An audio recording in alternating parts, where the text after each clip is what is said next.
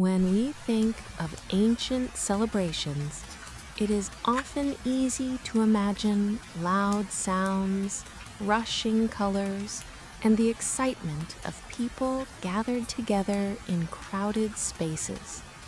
Yet, when we allow ourselves to slow down and picture the gatherings of the ancient Maya, what comes to mind is something gentler, something filled with details that stretch across the senses like soft patterns woven into cloth. Details that unfold slowly, and details that allow us to drift into the everyday world of a civilization that lived many centuries ago. The Maya people, living in the regions that are now Mexico, Guatemala, Belize, Honduras, and El Salvador, created cities that rose out of the dense green forests, with tall stone temples and plazas where daily life mixed with ritual, where markets were full of voices, and where the passing of time was measured by both the turning of the seasons and the careful counting of their calendars. In these cities, and in the smaller villages that lay between them, people gathered to celebrate, to honor their gods, to mark moments in the cycles of agriculture, to recognize rulers and ancestors, and sometimes simply to share food and drink in ways that made the community feel united.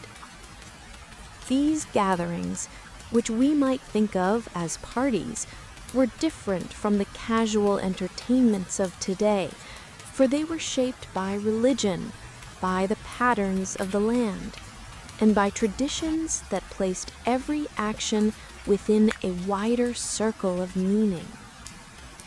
If we begin by picturing the setting of a Mayan celebration, we might imagine an open plaza paved with stone, wide enough for people to gather in groups without feeling crowded, with stairways leading up toward temples decorated with carvings of serpents and birds, with incense smoke rising slowly into the sky, and with the air filled with the faint scent of burning copal resin, a smell both sweet and sharp, drifting among the trees. Around the plaza, families might sit together, with mats rolled out on the ground, children watching curiously, elders speaking softly, and young people preparing offerings or arranging foods. The sun would pass above them, sometimes hidden by drifting clouds, and the day would carry a steady rhythm, marked by the slow toll of drums and the occasional ringing sound of rattles made from gourds filled with seeds or small stones. Food was always central to these gatherings, and among the Maya, maize, or corn, was more than simply nourishment. It was the foundation of life itself, a sacred crop from which humanity was believed to have been shaped. At a celebration, maize appeared in many forms. There might be tamales wrapped in leaves, soft and warm, filled with beans or perhaps with turkey meat for those who could afford it. There would be tortillas, simple flatbreads made fresh on hot stones, their surfaces slightly charred, giving off a comforting aroma. There could be stews flavored with chili peppers, offering gentle heat that lingered on the tongue. There might also be cacao drinks, prepared carefully by grinding cacao beans, mixing them with water, sometimes adding honey, sometimes mixing in maize to thicken the liquid, and then pouring the drink back and forth between vessels to create a light froth on the surface. To taste such a drink, was to taste something both everyday and sacred, for cacao was connected to rituals and offerings and to the enjoyment of feasting. These foods were not hurried. They were prepared in advance, often by many hands working together, and they were shared in ways that felt generous and steady. We can picture a group of women patting tortillas into shape, the sound rhythmic and calming, almost like the beat of a soft drum. We can imagine pots bubbling quietly over fires, with smoke rising and drifting into the air, blending with the scent of herbs. We might notice the way people moved slowly from one group to another, greeting friends and family, offering a bowl of food here, accepting one there, speaking in low voices, laughing gently, never rushing. Music was another part of these gatherings. The Maya played drums made from hollowed-out logs with stretched hides, producing deep, resonant sounds that echoed across plazas. They had wooden flutes that made clear, simple notes, sometimes sharp and sometimes soft. They had rattles and shell instruments, and they knew how to combine them to create rhythms that carried the gatherings forward. These rhythms were not hurried or forceful. They were steady, repeating, like the movement of feet in a simple dance, like the patterns of stars in the sky. Dancing, too, was present, though it was often part of ritual. Men and women might dress in costumes made from feathers, shells, and painted cloth. They might move in slow circles, lifting their feet carefully, bending their knees, raising their arms in gestures that imitated birds, animals, or spirits. Sometimes masks were worn, carved from wood and painted in bright colors, showing the faces of gods or ancestors. These dances were not about spectacle, but about continuity, about repeating movements that had been passed down for generations, movements that honored the gods and reminded the people of their place in the universe. At the heart of many celebrations was the calendar, for the Maya had a complex way of marking time. They followed both a 260-day ritual calendar and a 365-day solar calendar, which together created cycles that guided festivals and ceremonies. Certain days were considered auspicious for planting, for harvesting, for marriages, or for honoring rulers. Parties were not held randomly, but were tied to these moments, giving them meaning beyond the immediate enjoyment of food and company. A gathering might mark the end of a harvest, when the community came together to give thanks and to share the abundance of maize. Another might mark the beginning of a new cycle, when offerings were made to ensure good fortune. In this way, every celebration was also a moment of connection between people, nature, and the divine. The offerings were carefully chosen. Alongside food and drink, people might place flowers, shells, jade beads, or small figurines before the altars. Incense was burned to carry prayers upward. Sometimes paper painted with bright colors was cut into shapes and set near the offerings, fluttering in the breeze. These details were small, but together they created an atmosphere of gentle reverence.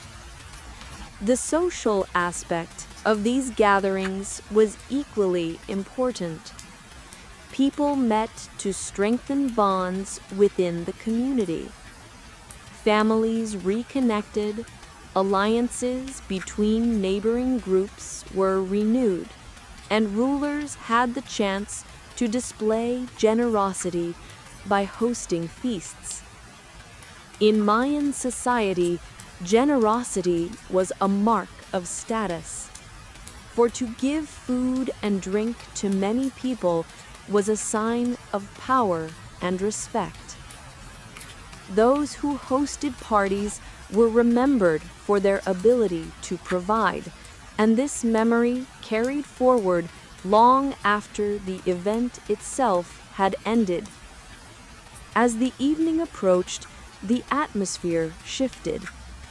Fires were lit to keep the spaces bright, and the flickering light softened the edges of the stone buildings, creating patterns of shadows on the ground. The air cooled slightly, carrying the smell of earth after the heat of the day. Children grew drowsy, leaning against their parents, while the music continued, steady and unhurried. The stars appeared, sharp and bright, above the dark canopy of trees, and people lifted their eyes toward constellations that had guided them for centuries. The sense of time stretched, blending the present moment with memory and with hope for the future.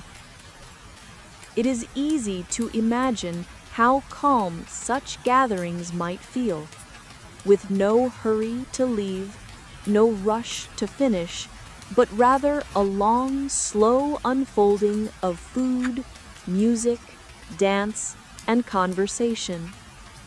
Even moments that might seem small, a bowl passed from hand to hand, the crackle of firewood, the whisper of fabric as someone adjusted their clothing, added to the texture of the night.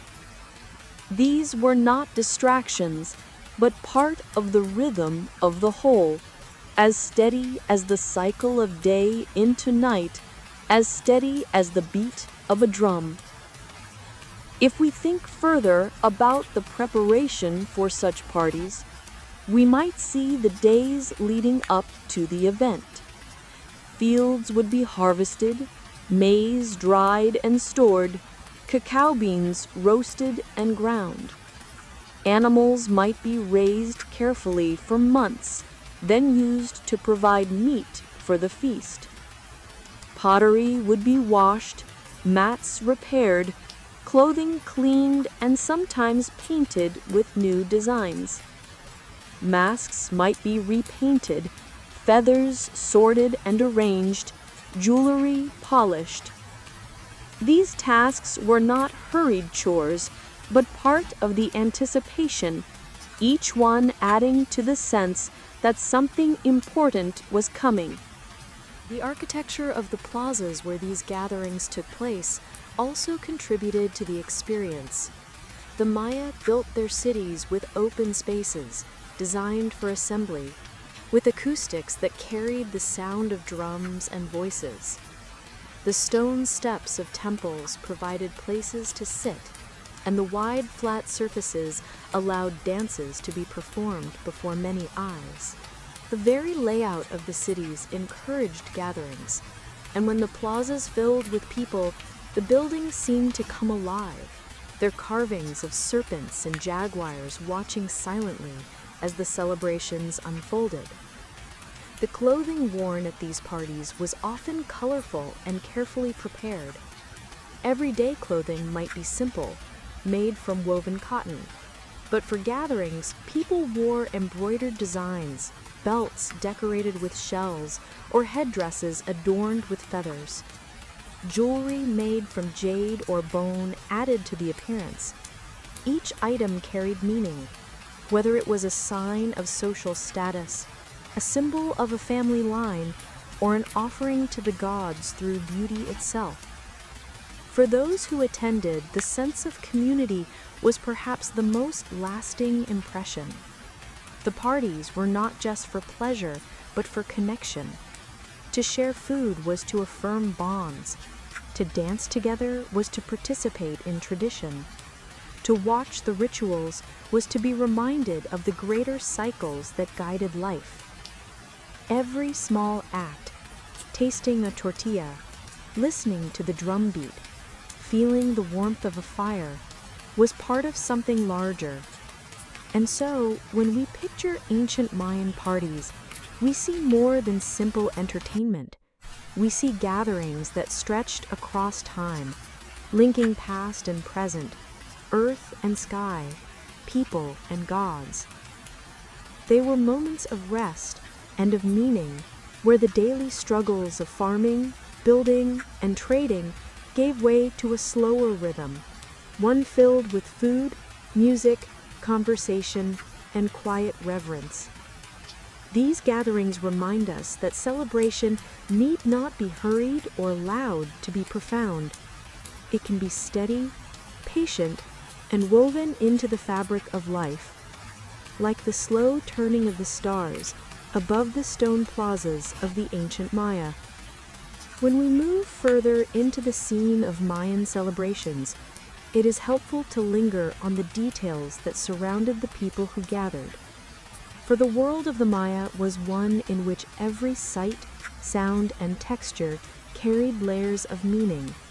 And to understand their gatherings, we must allow ourselves to imagine the pace of life as it unfolded gently across hours and days. In the homes of the Maya, preparation for these occasions often began well before the day itself. Families rose early, before the sun appeared above the horizon, when the air was still cool and filled with the faint sounds of birds stirring in the trees.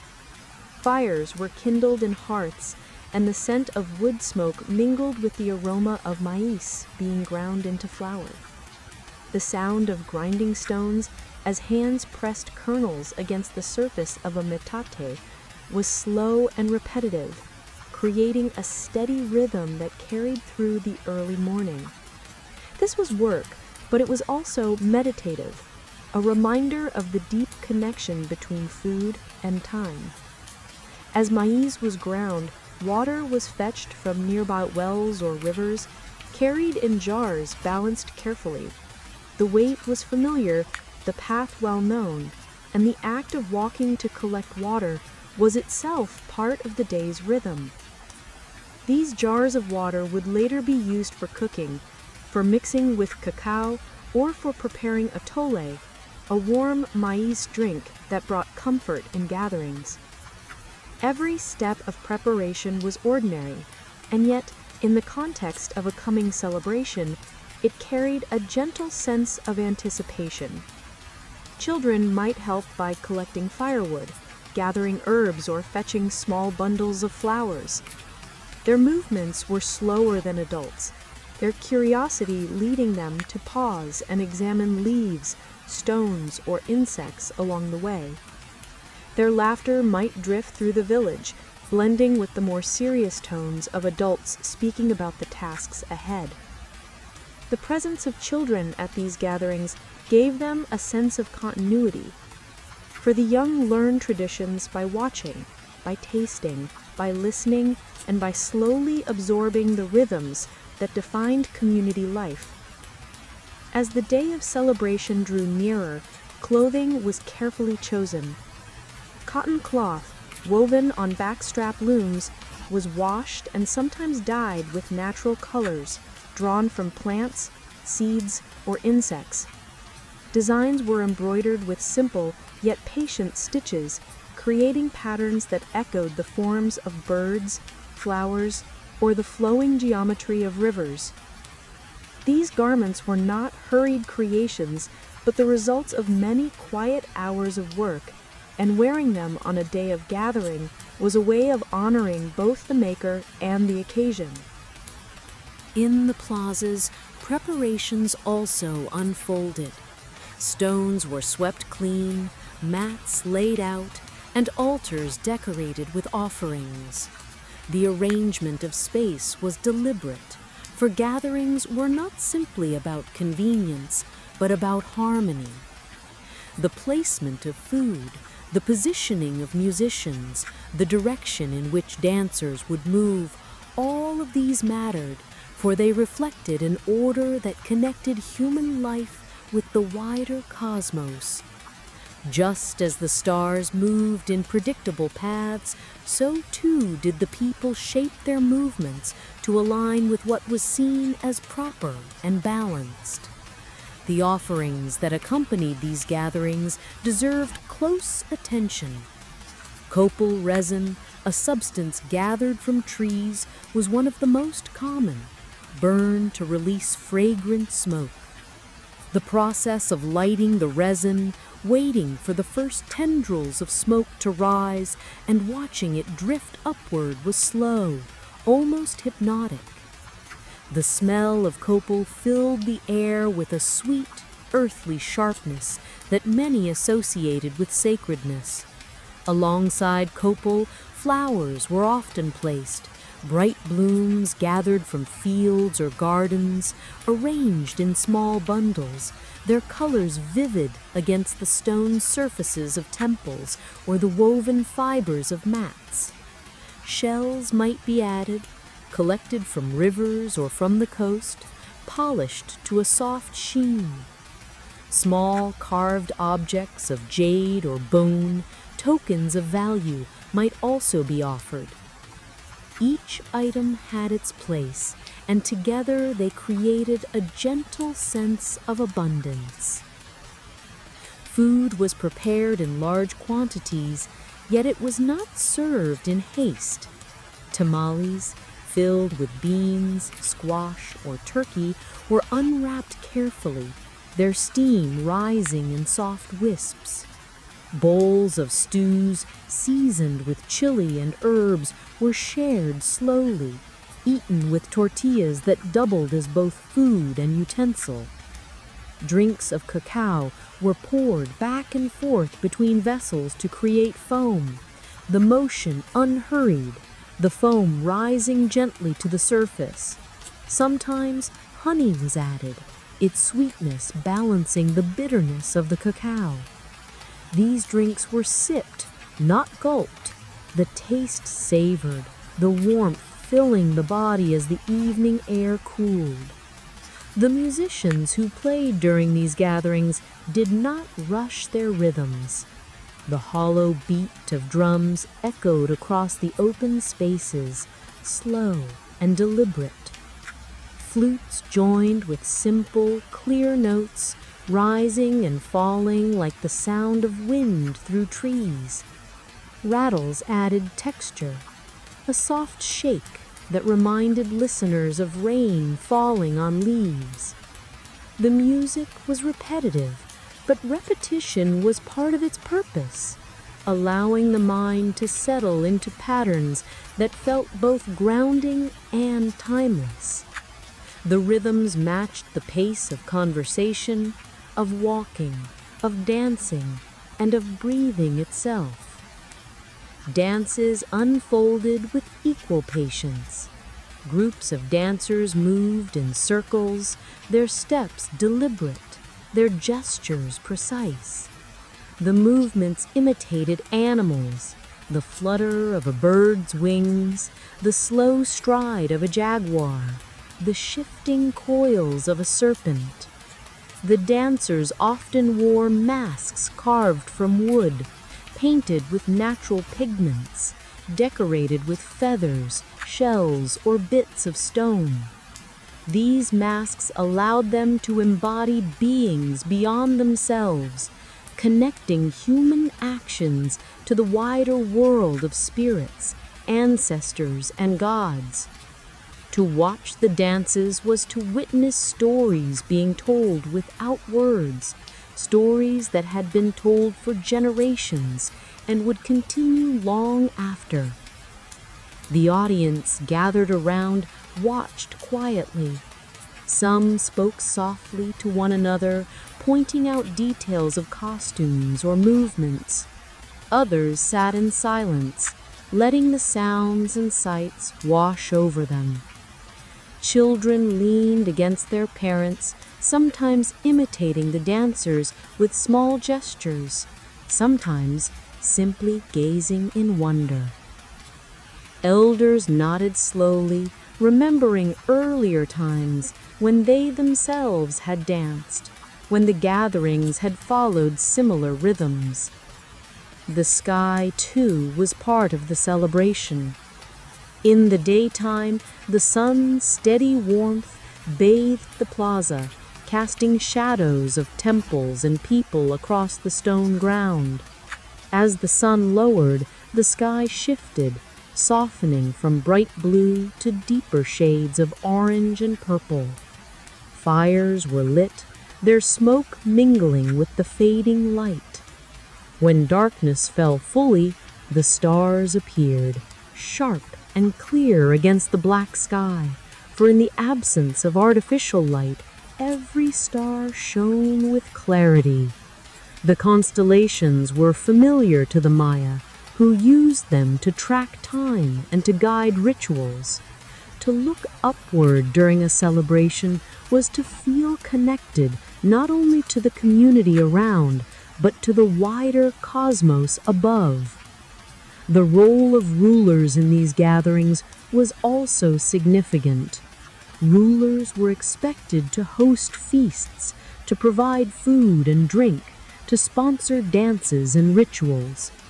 Their ability to do so was a sign of their power and generosity.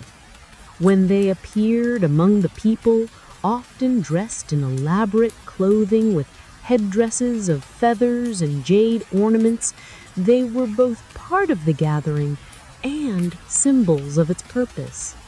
Their presence reminded the community of leadership, but also of continuity. For rulers were seen as links between the people and the gods.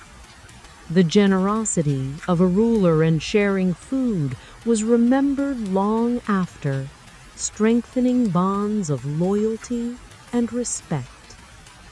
It is worth imagining, too, the quieter moments within these gatherings.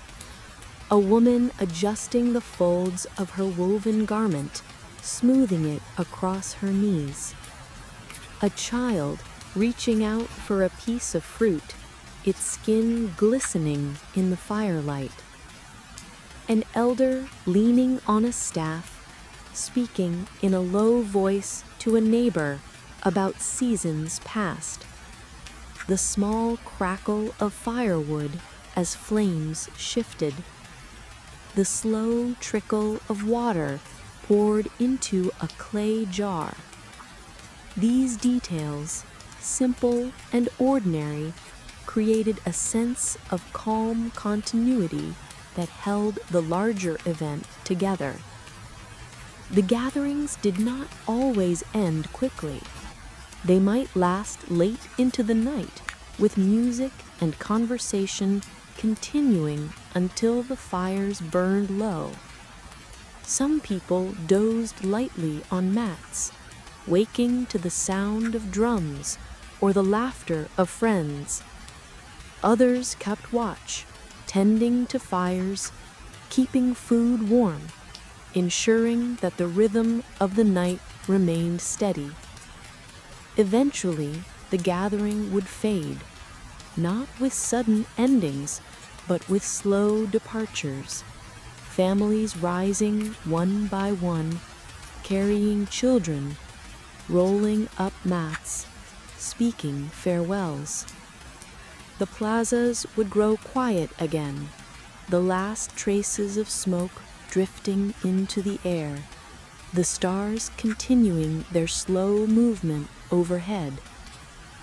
Yet even as the gathering ended, its memory lingered.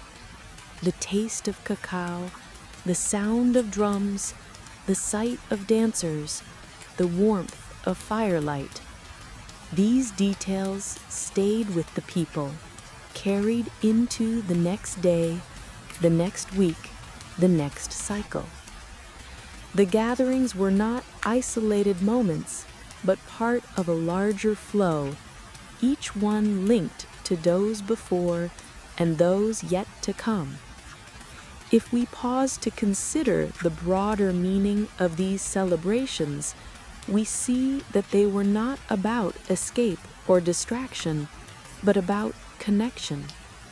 They connected people to one another through food and conversation. They connected people to their ancestors through dances and rituals. They connected people to the gods through offerings and prayers. And they connected people to the natural cycles of the earth and sky through their timing and their symbolism. In this way, the parties of the ancient Maya were both ordinary and profound, both simple meals and sacred acts, both moments of rest and expressions of identity. When the sun rose again after a gathering, life returned to its usual rhythm. Fields needed tending, markets opened, weaving and pottery continued. Yet the memory of the celebration lingered quietly, like the faint scent of smoke that clings to clothing after a fire, like the echo of drumbeats in the mind.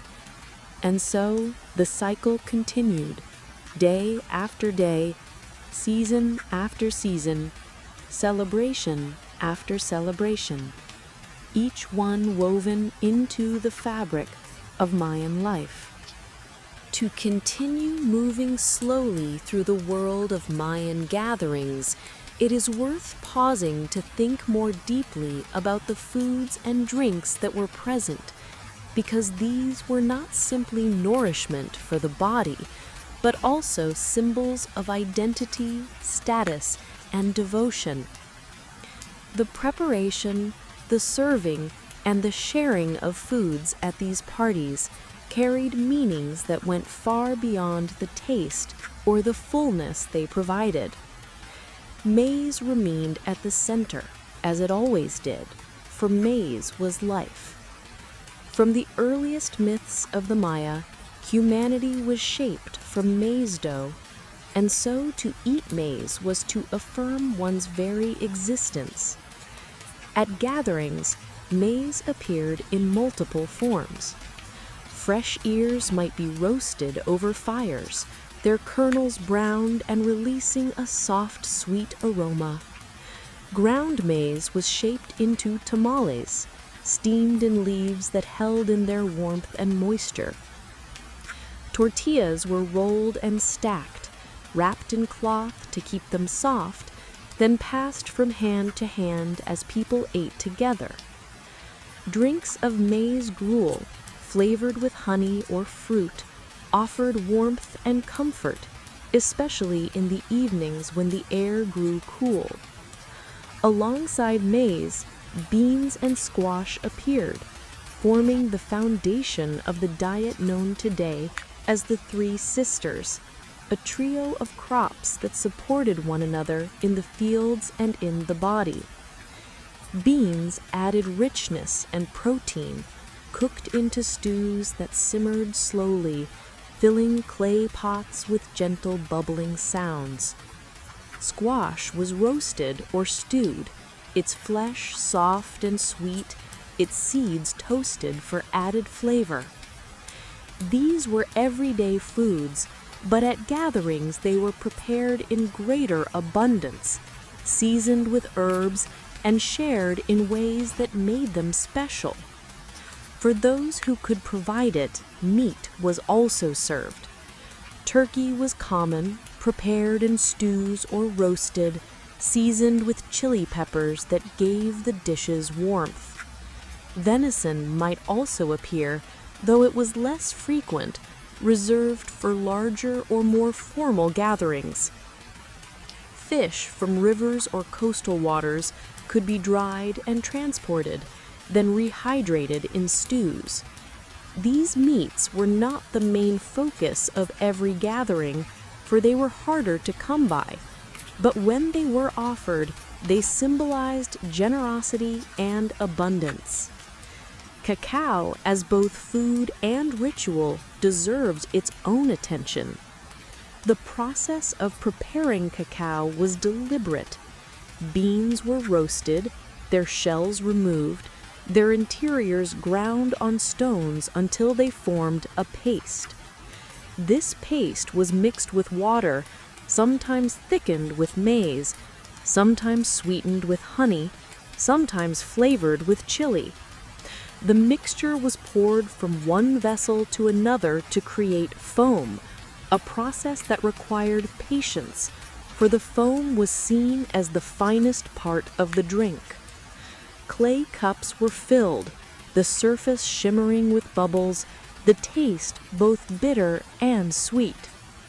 To drink cacao at a party was to participate in something both ordinary and sacred, for it was enjoyed by people of all statuses, but it was also linked to rituals, offerings, and the gods themselves. Honey, gathered from native stingless bees, added sweetness not only to drinks, but to cakes or sauces.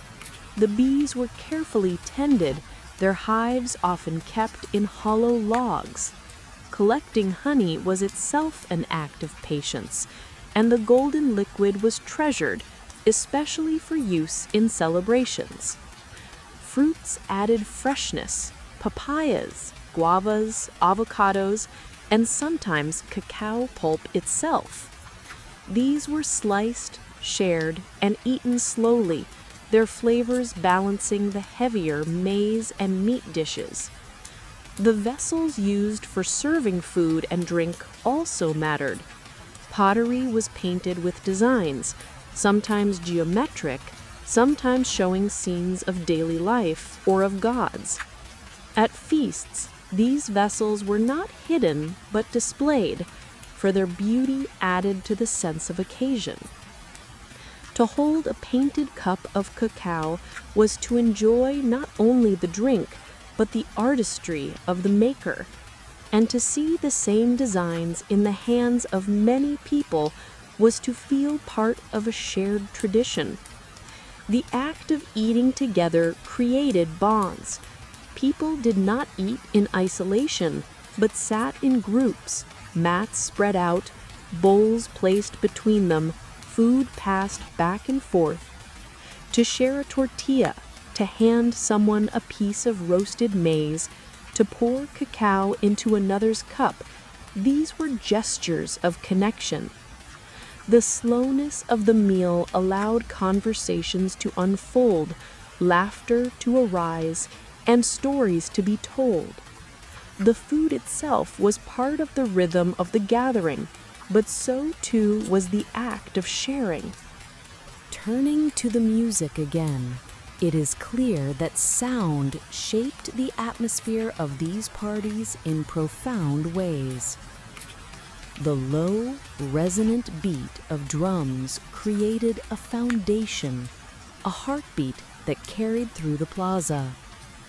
Flutes, carved from bone or wood, added melody, their notes floating above the rhythm like birds gliding over a river. Shell trumpets sometimes sounded, deep and echoing, calling attention to moments in the ceremony or to the arrival of dancers. Rattles and shakers filled spaces between beats, soft and steady, like rain on leaves or wind in the grass. Together, these instruments did not compete, but blended, each one adding texture to the whole. The musicians often played for long stretches, repeating patterns that became familiar, lulling the mind into a state of calm attention. There was no rush to finish a piece, no demand for variety.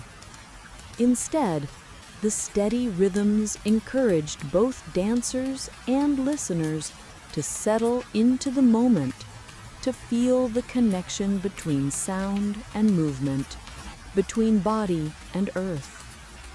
The music did not end abruptly, but faded slowly, one instrument stopping, another continuing. until silence returned, gentle and unforced. The dances, too, reflected this patience. Costumes were prepared carefully, with feathers sorted by color and length, shells polished, cloth painted with patterns. Masks represented gods, animals, or ancestors, and wearing them was a way of stepping into another role, of embodying something beyond the self. Dancers practiced steps that had been handed down across generations, not as performances for entertainment, but as rituals of continuity. Their movements were deliberate, often repetitive, each gesture carrying meaning, each circle or step echoing a story or a myth. The audience watched with equal patience, for they understood the movements as more than simple steps. A hand raised might represent a god's blessing. A slow turn might echo the path of a planet across the sky. A crouch might recall the hunt, while a leap might recall the flight of a bird. These meanings were not always spoken, yet they were understood, felt in the rhythm of the body and the steady beat of the drum. While much of the celebration unfolded in plazas, smaller gatherings also took place in homes. Families welcomed neighbors, shared food, and told stories. These household gatherings were quieter, but no less important. They allowed people to strengthen bonds at a more personal level, to pass on traditions in intimate spaces. A simple meal of tortillas and cacao, shared by firelight, was itself a form of celebration, woven into the larger rhythm of community life. The Maya also paid close attention to the alignment of gatherings with natural cycles. The solar calendar marked the seasons, guiding planting and harvest. The ritual calendar identified auspicious days for ceremonies. Together, these calendars determined when parties were held, ensuring that celebrations were not random but connected to the movement of time itself. A feast might mark the end of a harvest, giving thanks for abundance. Another might mark the start of a new planting season, asking for fertility. Another might mark the completion of a cycle of days, honoring the balance of time. In this way, every gathering was part of something larger, something that extended beyond the immediate moment into the cycles of nature and the cosmos. The sense of order and connection was reflected in the spaces themselves. Temples rose above plazas, their steps leading upward, their carvings showing gods, animals, and patterns of nature. The plazas were open, wide enough for hundreds to gather, their stones warmed by the sun during the day and cooled by the night air.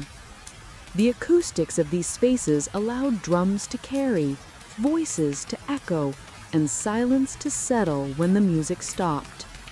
The very architecture encouraged gatherings, reminding those present of the balance between human effort and divine design. When night came, firelight replaced the sun.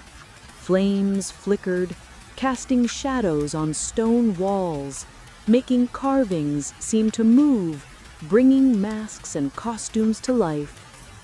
The smoke of copal mixed with the smell of food and the cool scent of night air.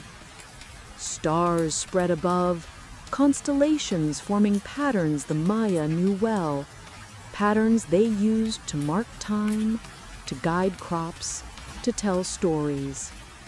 The gathering continued under this sky, the people feeling themselves part of a universe both vast and familiar. The parties of the Maya, then, were not hurried or chaotic, but slow, steady, and filled with meaning. They were shaped by preparation, by food, by music, by dance, by offerings, by calendars, by rulers, by families, by the earth, and by the sky. Each detail mattered, and each detail unfolded in its own time.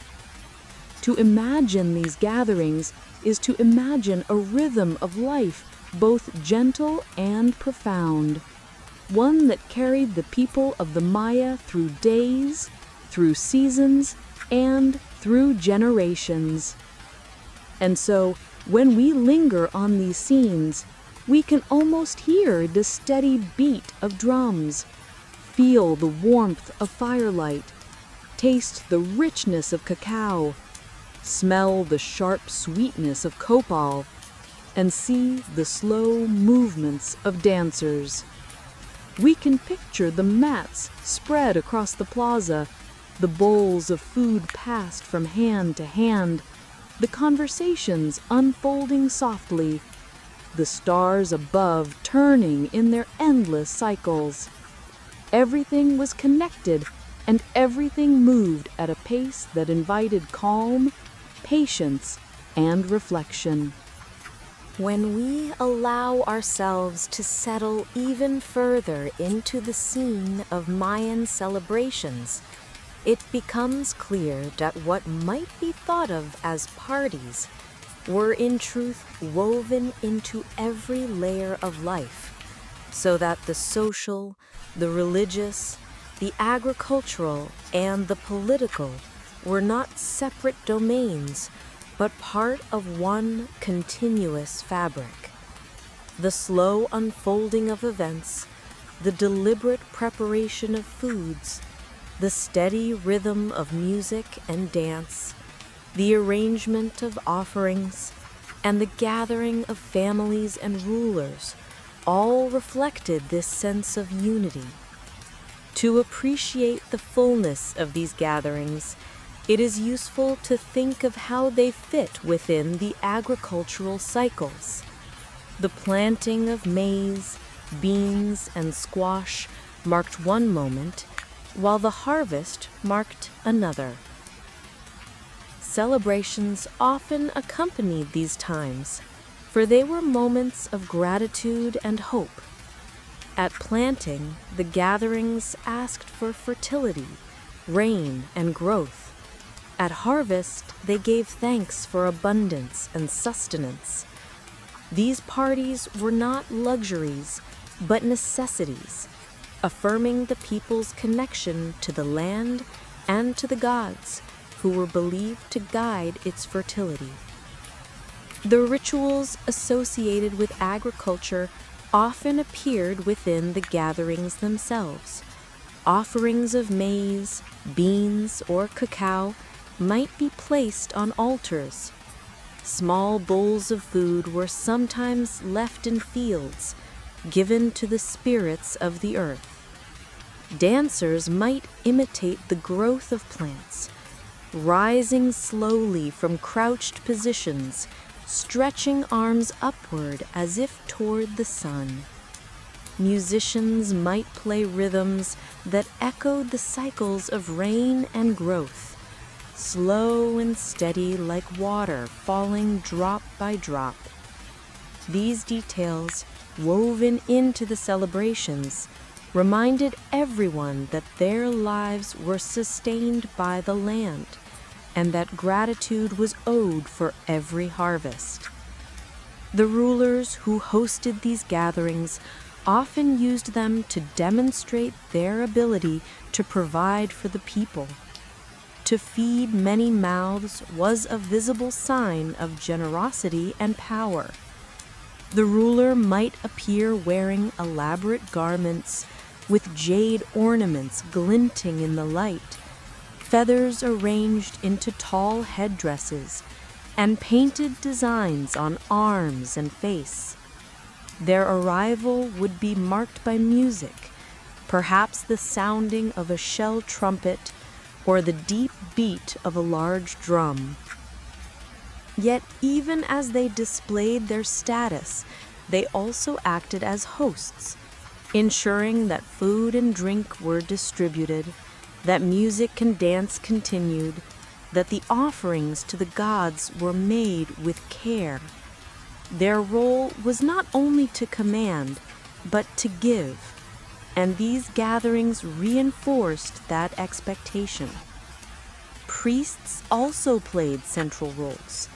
They guided the timing of the ceremonies, consulted the calendars, prepared the offerings, and led the rituals.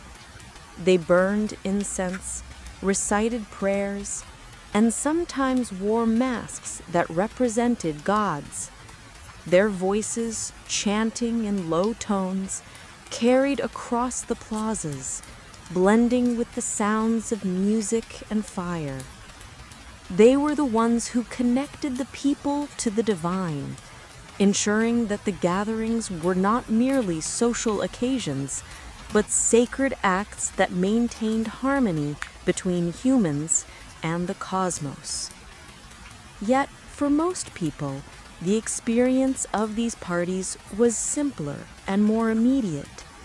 It was the taste of food shared with friends, the sound of music filling the air, the sight of dancers moving slowly across the plaza, the warmth of firelight on the skin, the laughter of children running in circles before growing drowsy and curling up on mats. It was the chance to rest from daily labor, to sit with neighbors, to listen to stories, to feel part of a larger whole. These small moments, repeated many times across years and generations, gave shape to life. The clothing worn at these gatherings deserves more attention, for it reflected both individuality and tradition. Everyday garments were simple, but for celebrations, people wore embroidered tunics, sashes, and cloaks. Colors were chosen with care, dyes made from plants or insects, producing reds, blues, and yellows.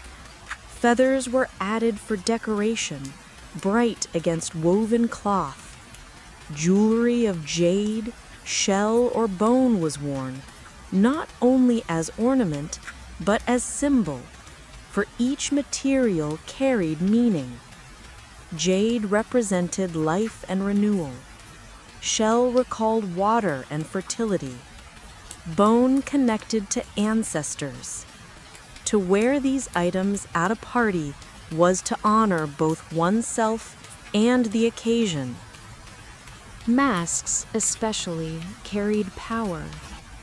They were carved from wood, painted with natural pigments, and sometimes adorned with feathers or bits of stone. They might show the face of a god, the features of a jaguar, the beak of a bird, or the coils of a serpent.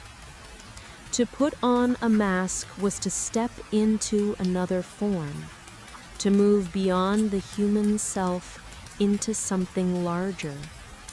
During dances, masks transformed the space, making the gathering not just a party, but a moment when humans and gods shared presence. The atmosphere of the gatherings was also shaped by the environment. The Maya lived among dense forests, with the calls of birds and insects forming a constant background. During the day, the air was warm, sometimes heavy with humidity, the scent of vegetation mixing with the smoke of fires. At night, the air cooled, carrying the sound of distant animals, the rustle of leaves, the flicker of fireflies. The gatherings absorbed these natural details, for the people did not separate themselves from their environment, but saw themselves as part of it. The sound of a bird at dusk, the movement of wind through leaves, the appearance of stars. all these became part of the texture of the party. If we focus on the smaller details of the gatherings, we might imagine the way food was served. Pottery bowls, smooth to the touch, were filled with stews and set upon mats. Cups, painted with red or black designs, held cacao drinks, their surfaces frothy. Plates of tamales were unwrapped, steam rising into the air, the smell rich and comforting. Fruits were sliced and placed on woven trays, their colors bright in the firelight. Each item was handled with care, and each serving carried with it not only nourishment, but generosity. The conversations at these gatherings were quiet and steady. People spoke of crops, of weather, of family. Elders shared stories, recalling past seasons, past rulers, past celebrations. Children listened, sometimes drifting into sleep before the stories ended. Laughter arose gently, not overwhelming, but warm.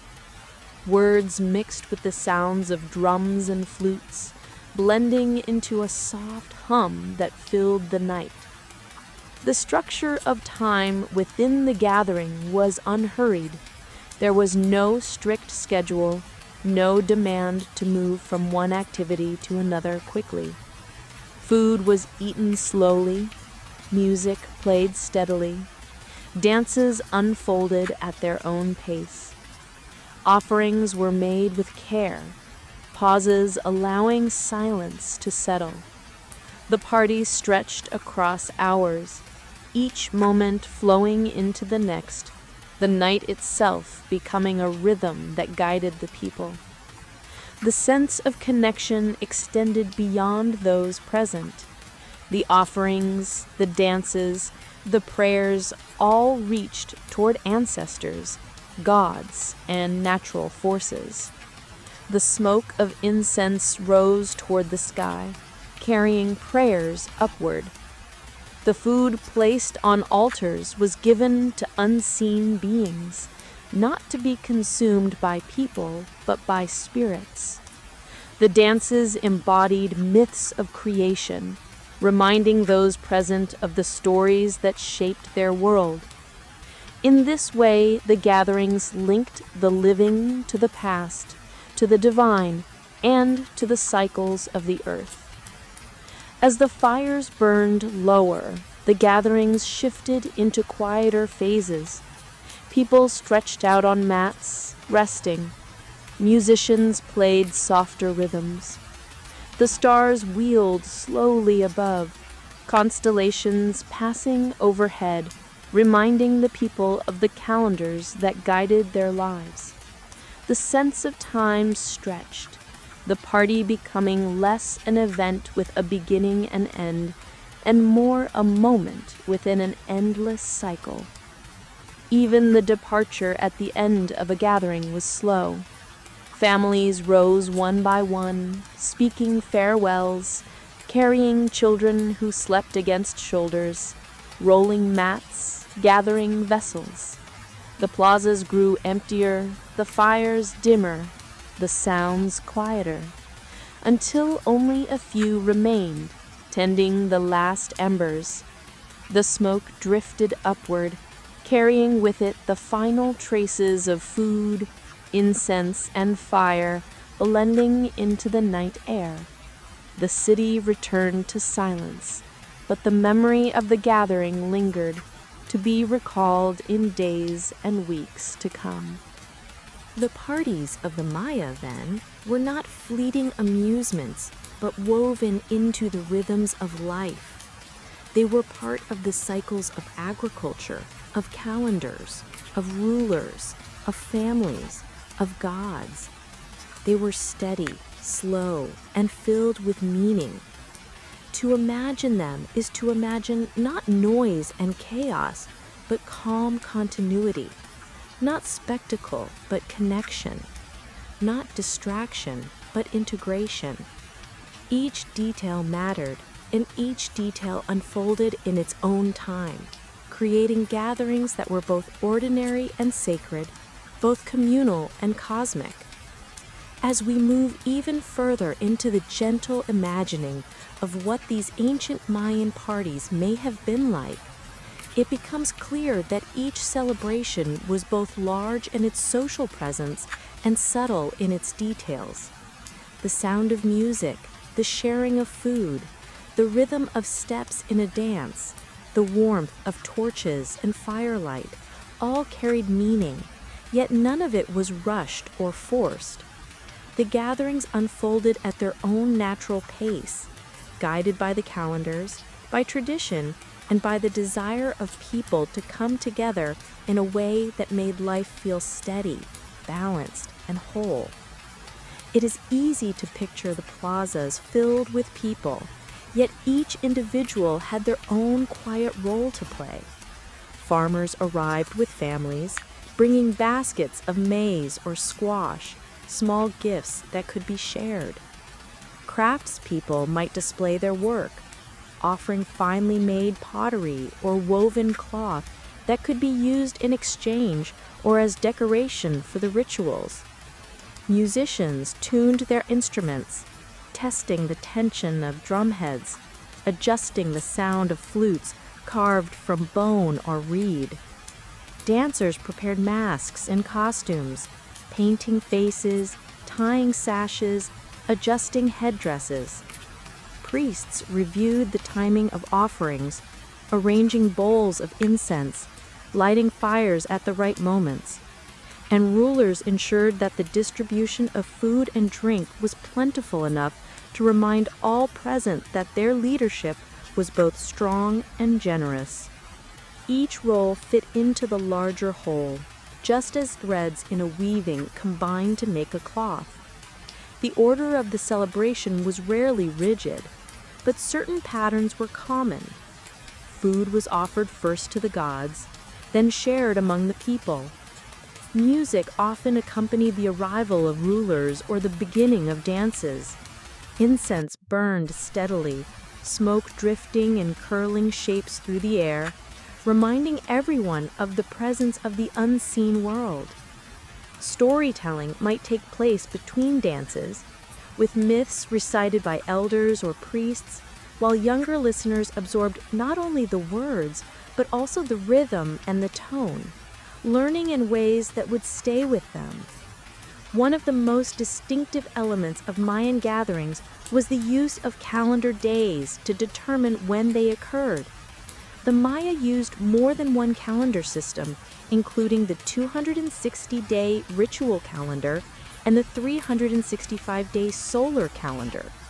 Certain combinations of days were seen as especially significant, and these were chosen for festivals and gatherings. To hold a party on such a day was not random, but deliberate, so that the celebration aligned with cosmic order. In this way, even the act of feasting and dancing was part of a larger design, one that tied people to the movement of the sun, the moon, the stars, and the sacred cycles of time. The effect of this awareness of time was calming rather than urgent. People did not worry about whether the party was long or short, whether it began exactly at a certain moment or ended at another. What mattered was that it fit within the rhythm of the universe. To attend was to participate in that rhythm, to feel part of something beyond the self. The foods themselves were also reminders of connection. Every tamale eaten, every drink of cacao, every bite of roasted meat was both a source of nourishment and a link to the earth that produced it. When people drank cacao, they did not see it as a casual refreshment, but as a gift with deep associations to energy, life, and ritual. When they ate maize, they remembered that in their own stories of creation, humans themselves were made of maize dough, shaped by divine hands. To eat maize together at a gathering was not just to feed the body, but to affirm one's very substance. The dances, steady and repetitive, carried layers of symbolism. Some movements imitated animals, such as the slow stalk of a jaguar or the circling of a bird. Others depicted natural forces, like the flowing of water or the flickering of fire. Some dances told stories of gods or ancestors, performed not with dramatic tension, but with steady repetition, each gesture reinforcing memory. Watching these dances was not about excitement, but about recognition, about remembering truths already known and letting them settle again into the heart and mind. The masks used in the dances added to this sense of transformation. A dancer wearing a mask of a serpent might sway side to side, evoking the movement of a snake through grass. A mask of a bird might be accompanied by steps that lifted and dropped, echoing wings in flight. To those watching, the mask was not just decoration, but a presence, making the invisible visible for a time. The boundary between human and divine blurred gently, not with suddenness, but with quiet persistence as the dances went on. Music flowed in steady patterns, the deep beat of drums, the high tones of flutes, the rattling of shells tied around ankles, the call of conch shells. Together they created a sound that filled the air without overwhelming it.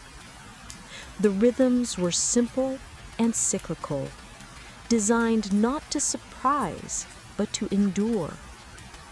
Hours might pass with the same beat continuing, slowly drawing listeners into a kind of trance. For those gathered, the music was both background and guide, marking the pace of the night, shaping the flow of the celebration. Even the way people rested during these gatherings carried meaning. Some would sit in circles, leaning against one another, listening quietly to the music or to the words of a storyteller. Children might fall asleep on mats, the sounds of drums and flutes becoming part of their dreams. Elders might close their eyes for a time, then reopen them, joining again in conversation. The night did not require constant attention. It allowed for ebb and flow, for waking and resting, for eating and pausing. The party was not something that demanded, but something that held. In the broader view, these gatherings served to maintain harmony.